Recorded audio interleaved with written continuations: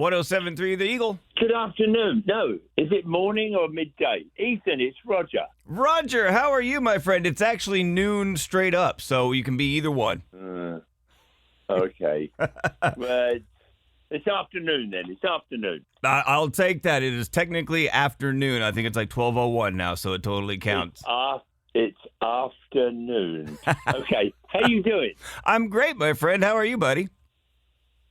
I'm good. I had a note on my desk that said, call Ethan. So I'm calling you.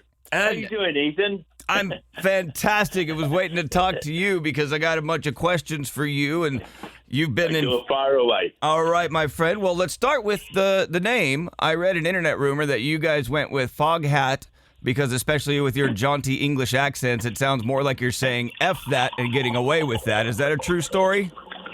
No, of course it's not. But people make up all sorts of stuff. And, the thing is, as long as they're talking about you, it's okay. That's true. There's no such thing as bad press, right? But not really, no. But there might be some. He was arrested for... No, don't go there. I can honestly say I didn't find any of those stories when I was looking around for some history on you guys, so I think you're good there. No, we've actually been pretty well behaved, actually, all things considered. Or maybe we were just more careful than some. I would think so. I mean, you guys were there in the heyday of the parties of rock and roll in the 70s, and you don't have the Zeppelin fish stories or the throwing TVs out the window stories like the rest of them. No, I never threw a TV out the window. I fished a lot, but I actually put the fish back in.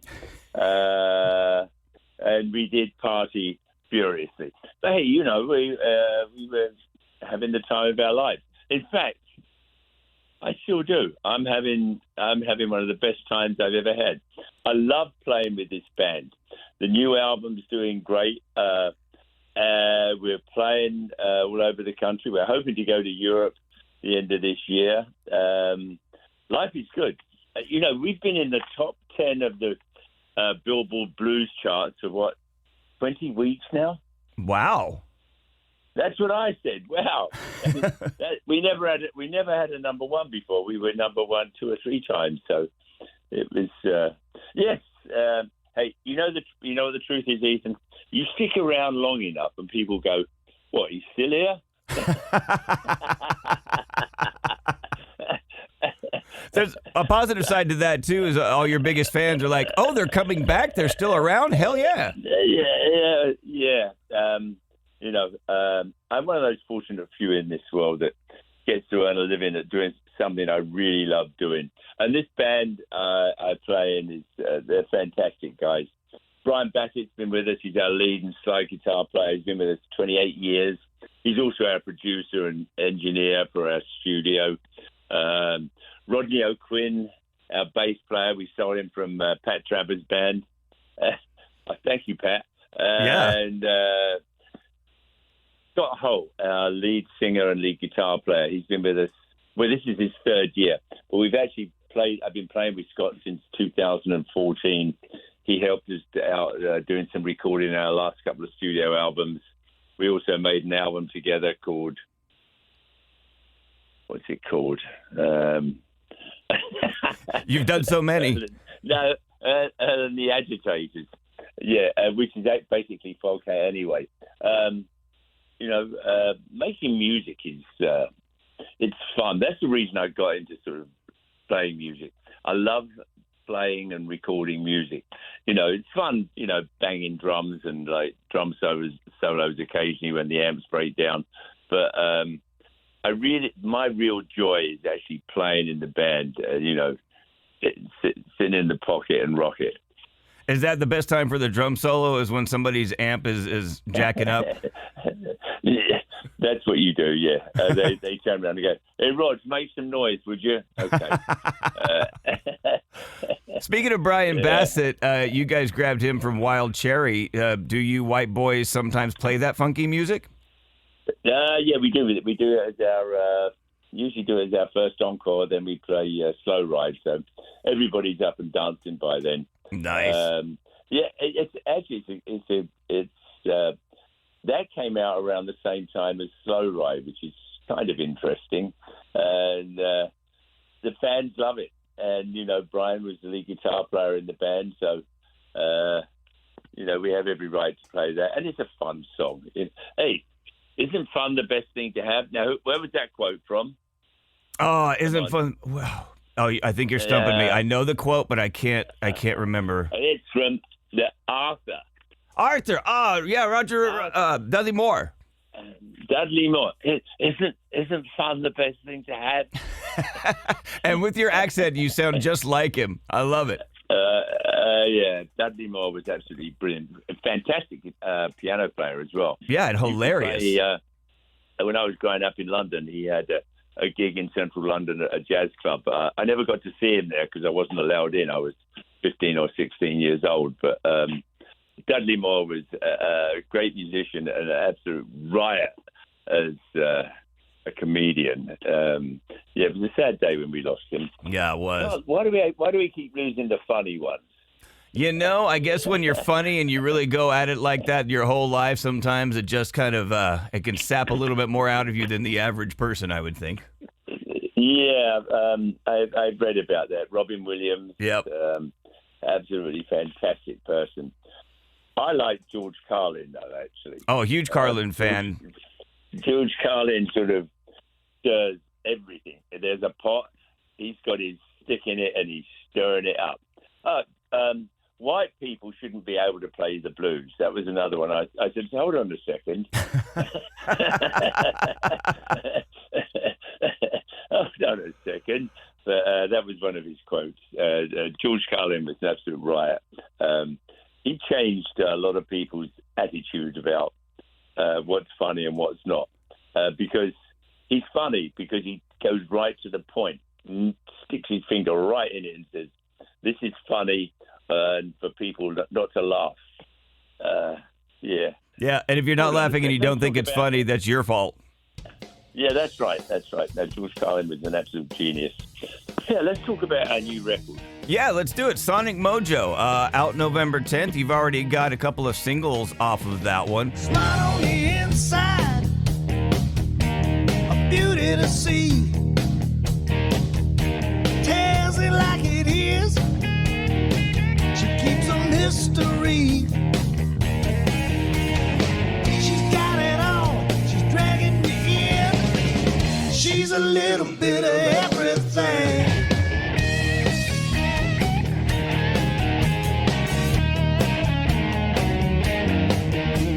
Sweet as an angel, little devil too. Hard as a brick, soft as the dew. She ain't too fat, she ain't too thin. She's a little bit of everything.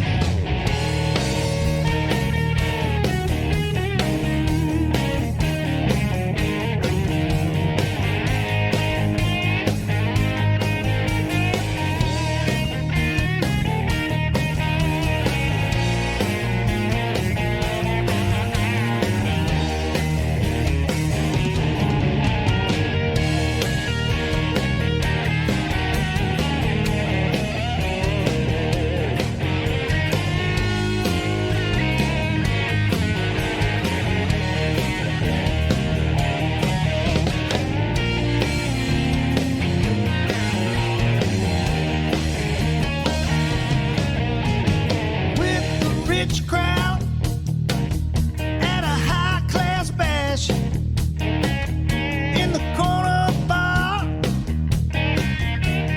talking trash. She's with me, it's a win-win. She's a little bit of everything.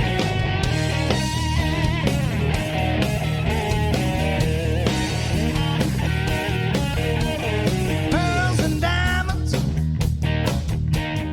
on blue jeans. She's got blue eyes that turn to green. She's got it all. She's dragging me in. She's a little bit of everything. She's with me. It's a win-win. She's She's a little bit of everything. She's got it all. She's dragging me in. She's a little bit of everything. What was the impetus behind you guys going, let's do it again? Well, we've made 17 studio albums. We've done 5 of our current studio. We have a studio down in DeLand, Florida. Usually January, February, March, April, around that time. Oh, that's right by here. Yeah. Where are you? I'm in St. Pete, actually, which is where you guys filmed your live DVD. That's right. We did, didn't we? Yeah. You guys honored us with that one for sure. We've got tons of live recordings out there. That's one of the things that this band was always good at. That's because everybody could play. Live recordings, we go somewhere and do a live. They would have equipment and record it, and we go, let's stick that out. We've never put those songs on a record before. It's what's one of the really cool things about recording live. It's like a moment in time, and sometimes the songs are a little different. Or Foghat always had this penchant for like taking a 3-minute song and making it 6 or 7. Right. Actually, when Lonesome Dave was still with us, one of his favourite lines on stage was, "Do we have permission to jam? Then jam we must." Well, as far as all the recording goes, with all the modern technology out today, do you guys still like to get together and do it old school in that studio in DeLand, or do you lay down some tracks at a home studio and put them together later? No, we everything is done at our studio down in DeLand. 3 of the guys in the band live in Florida, so it's easier anyway. Brian Bassett is an absolute genius. He's the bright one in the band. He's a fantastic slide guitar player and guitar player. But we have a brilliant engineer and producer in the band. How many bands have that?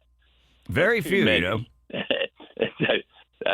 anybody in this band who can do something really well, I say you're in charge of that department.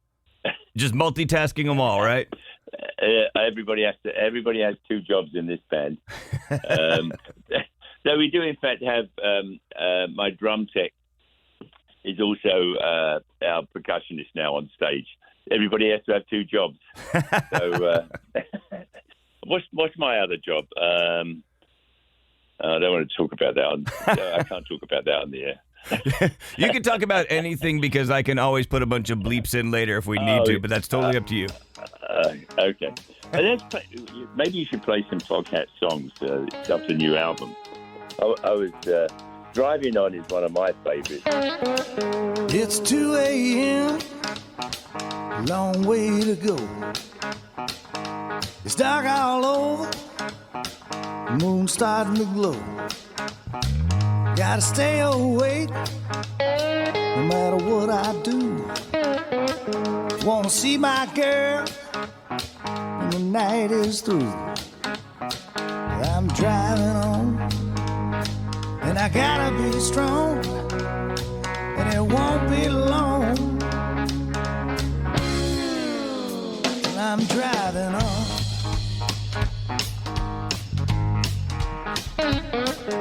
She'll be waiting for me to pull in. I'll be so happy to let loving begin. I've been away, couldn't get home. Now I'm ready, been too long gone. And I'm driving on, and I gotta be strong, and it won't be long till I'm driving on.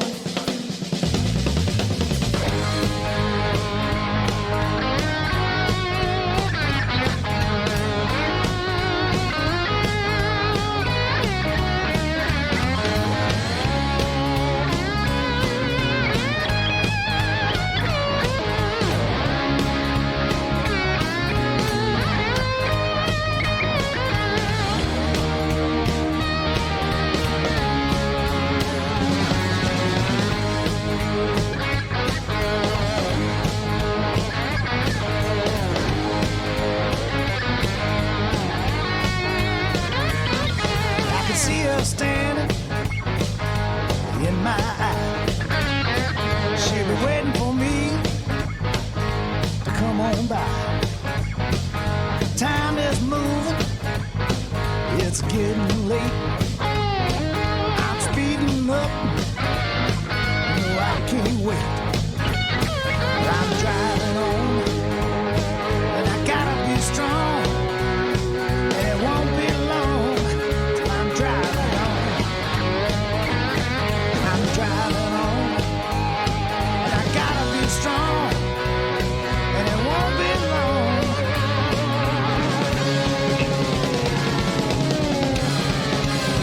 I'm driving on.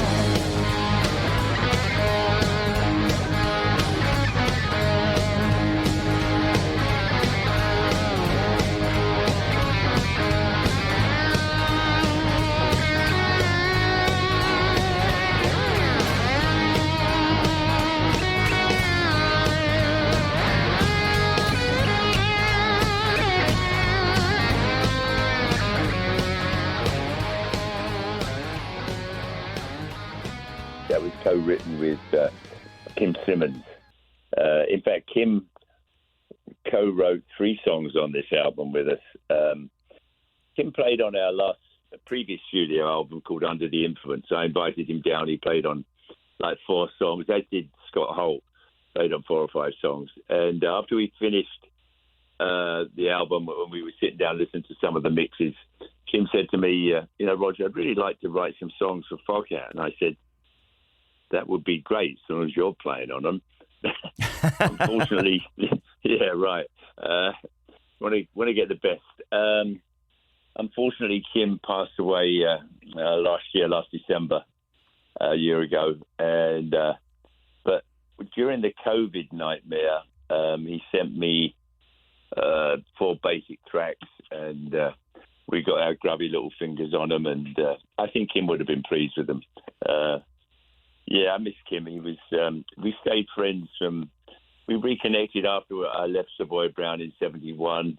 We reconnected around 76, and we stayed in touch over the years. And the last 15 years or so, Savoy Brown was with the same agency as Foghat in California, Paradise Artists. And so we got to do a bunch of shows together, and I would get up and sit in with him, and he would get and sit in with Foghat. It was good. He was a brilliant, absolutely brilliant blues guitar player. I think, England was noted, or I should say the UK was noted for having some pretty good guitar players coming out. There's been a few of them from over across the pond for sure. Yeah, well, all the music came from this country. This is the inspiration for all contemporary music, as far as I'm concerned. First of all, you had the blues, and you had jazz, and you had bebop, rock and roll, country, folk music, gospel music. This is the land of music, and you've got all these people from all over the world coming here, and this incredible melting pot of people and ideas and thoughts and feelings. It's American music. America gave music to the world. It still does, as far as I'm concerned, to this day. The younger artists, the singers, R&B. This is the land of music. That's why I live here. Yeah. Well, speaking of the early rock and roll stuff, on a slightly personal note, I spent most of my life in Lubbock, Texas, as you know, the home of Buddy Holly. Yeah, and a few others. Yeah, and a few others. And, of course, you guys covered That'll Be the Day. Have you played and gotten to hang around and see the Buddy Holly touristy stuff there in Lubbock before? Yeah, last year we did, actually. We stopped off. We were playing somewhere down there, and we were driving through Lubbock. So we had a day off. So, we hung out, went to the statue. We paid homage to Buddy. We talked about some stuff. I sat in with a local band that was playing that afternoon at Buddy Holly's memorial, I guess what it is. They have a place there. They have all stuff to do with Buddy, and I sat in with the band, and it was fun. Buddy Holly was an exceptional musician, and he brought a whole new thought and a way of playing to music. He was unique. It was sad when we lost him because who knows what he would have come up with over the years. He was nobody was playing like him at the time.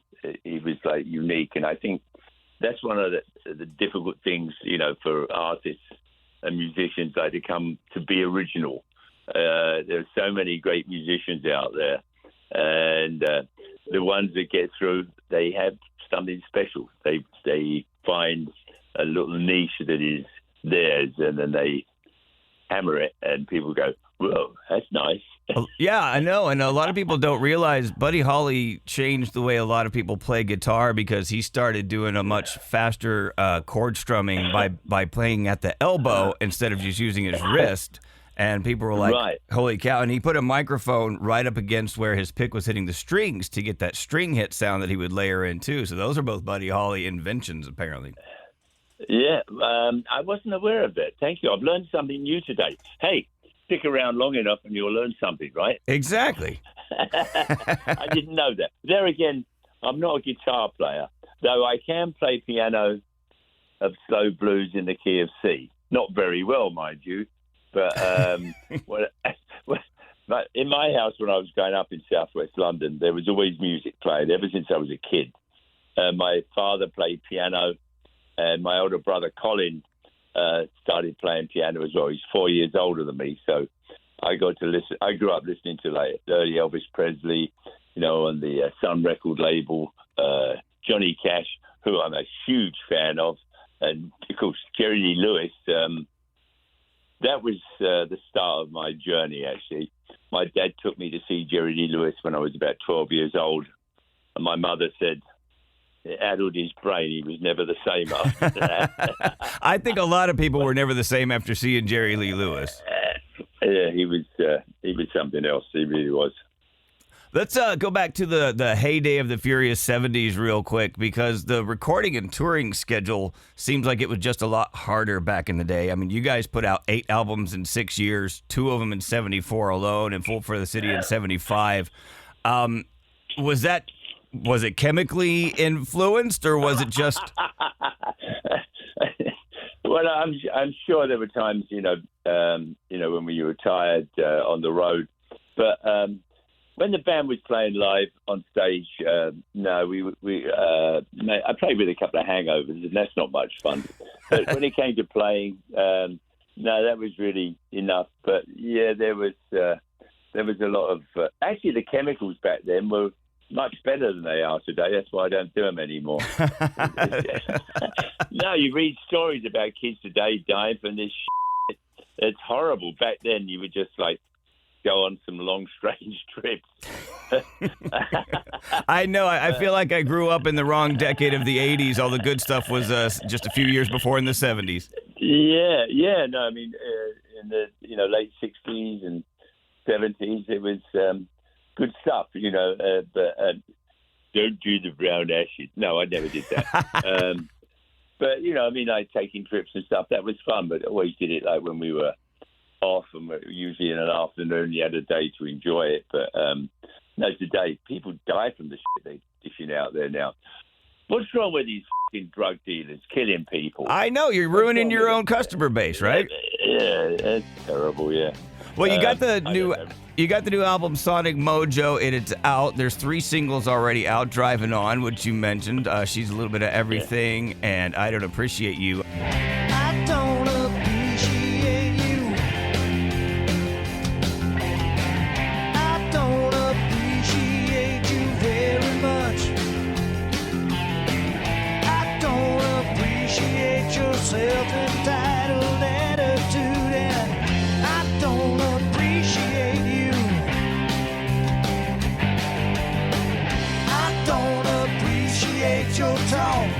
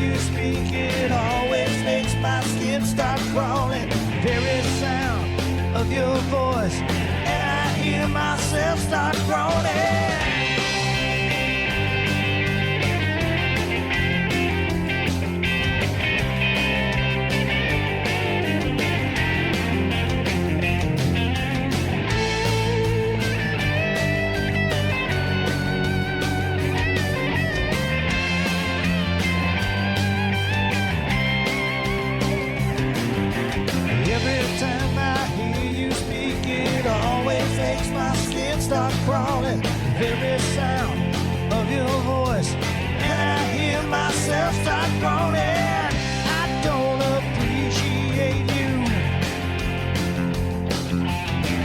I don't appreciate you very much. I don't appreciate the soulless way that you look at life. I don't appreciate you. I don't appreciate you.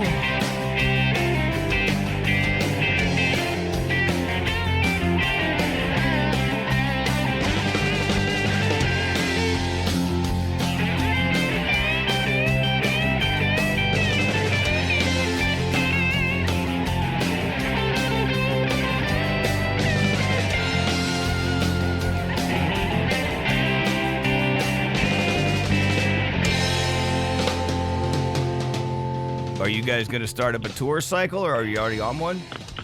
We're already on one. We've got about 50 shows already booked. We'll probably be doing around 60 or 70 shows by the end of the year. We're going to roll till we roll. We're going to rock till we drop. I don't intend to stop anytime soon. Occasionally somebody will say, "You ever thought about retiring?" And I said, "Why would I want to do that?" The truth is, so long as I can actually play to the standard that I want to. The interesting thing is, like, when we usually, we take some time off around the end of the year, then we start working, rehearsing again, and putting a new set together in January, February, like I've said, down in Florida, and. We started working on Honey Hush, which is a pretty fast song. And I said, hold on a second, guys. My feet aren't working quite right. So we did something else. But we're starting to do it at sound checks now. And one day I'll just say to everybody, let's do Honey Hush tonight. And they'll go, really? It's really fast, Roger. I said, yeah, and I can do it now. Well, my feet on that when I'm playing these, like, triplet notes and all sorts of stuff, and it's like you have to sort of get the feet working. Actually, I practice regularly. I carry a practice pad and practice pedal on the road with me. I have a drum kit set up in a shed outside in the garden. I have a pad in the living room. I have an electronic drum kit upstairs in the spare bedroom where nobody really wants to be.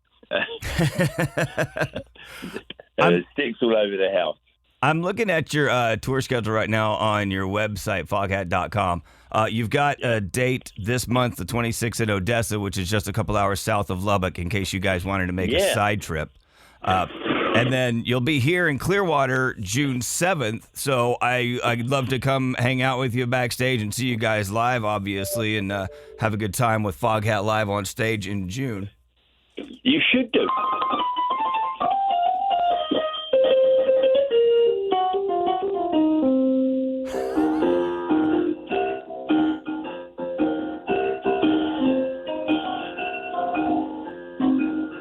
Stop that. Was that all in the key of C? Yeah, it's in the key of C. Any key I can play in. But the really cool thing about it, if I really sort of put my mind to it, which is difficult, you can transpose on most of the new electric pianos. So I could just play in the key in C and play in sort of A minor and B sharp and all those sort of really cool keys that horn players seem to love. Yeah, just turn the whole keyboard down a half step and then just do the same thing. Right. Well, yeah, then my fingering's got to change. We get stuck in a rut. It's not a rut. It's not a rut. It's not a rut. It's a groove. That's right. It's a groove. And that's all that matters when you're playing, as long as you find that groove, right? Yeah, that's right. Yeah. That's part of my job. Hey, Roger, thank you so much for taking the time. It's been amazing talking to you. June 7th here in Clearwater, and of course, Sonic Mojo is out now. I'm going to throw some of the songs in the middle of this interview and play them for everybody out there, and we will see you when you get to town, my friend. It's been an honor. Thank you so much.